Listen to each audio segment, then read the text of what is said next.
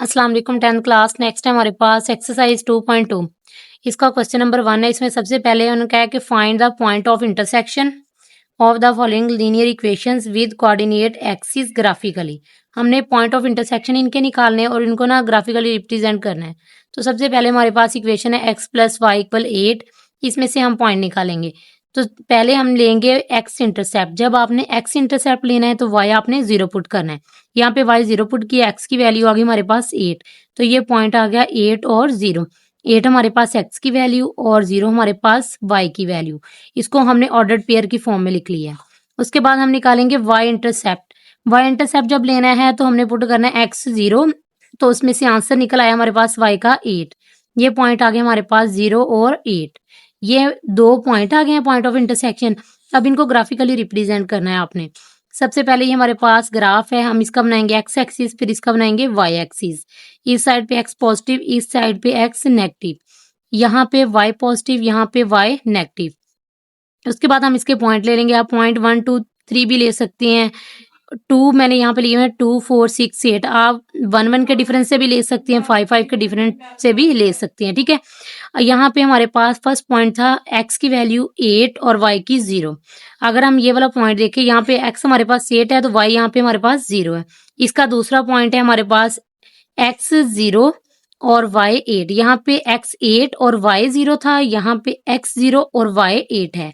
हम अब बात करेंगे y एक्सिस की। y एक्सिस पे जब जाएं तो यहाँ पे y 8 है, x 0। ये हमारे पास पॉइंट आ गए, इन दोनों को हमने मैच कर दिया। ये हमारे पास इसका ग्राफ बन गया। नेक्स्ट हमारे पास सेकंड क्वेश्चन। ये इक्वेशन है x - y = 1। यहाँ पे भी हमने x इंटरसेप्ट लिया, y 0 पुट किया तो x की वैल्यू आ गई 1, पॉइंट आ गए 1 और 0। y की वैल्यू, y इंटरसेप्ट लिया, यहाँ पे x 0 पुट किया है, यहाँ पे हमारे पास y की वैल्यू आ गई -1 और ये पॉइंट बन गए 0 और -1। अब हमने इसका ग्राफ बनाया। यहाँ पे मैंने डिफरेंस इसका लिया हुआ है 1 1 1 का। ठीक है, 1 2 3। इसी तरह -1 -2 -3 और ये 1 2 3 -1 -2 -3। अब यहाँ पे आपके पास फर्स्ट वाला जो पॉइंट है वो x की वैल्यू 1 है और y की 0 है। तो यहाँ पे अगर देखें x की वैल्यू 1 है और इस एक्सिस पे हमारे पास y 0 होगा। सेकेंड वाला पॉइंट हमारे पास x 0 है, y -1 है। तो y की -1 जो वैल्यू है, माइनस वाली वैल्यू, वो हमारे पास नीचे की तरफ होती है। तो यहाँ पे -1 अगर हम लेते हैं तो एक्सिस पे हमारे पास 0 आ जाता है। तो ये दो पॉइंट आगे इनको मैच कर लिया, ये हमारे पास ग्राफ बन गया। अब नेक्स्ट हमारे पास थर्ड क्वेश्चन। थर्ड क्वेश्चन में भी हमारे पास इक्वेशन थी x - 2y = 1। x इंटरसेप्ट लिया है, y पुट हमने कर दिया है 0। ये आपने याद रखना है, जब आप x इंटरसेप्ट ले रहे हैं तो y 0 पुट करना है, जब y इंटरसेप्ट ले रहे हैं तो x 0 पुट करना है। ठीक है, यहाँ पे हमने y 0 पुट की, x की वैल्यू आ गई 1। तो ये पॉइंट बन गए 1 और 0। y इंटरसेप्ट में जब हमने 0 पुट किया तो y की वैल्यू आ गई -1/2। ये 1/2 फ्रैक्शन में है, हम इसको डिवाइड करके पॉइंट में ले लेंगे।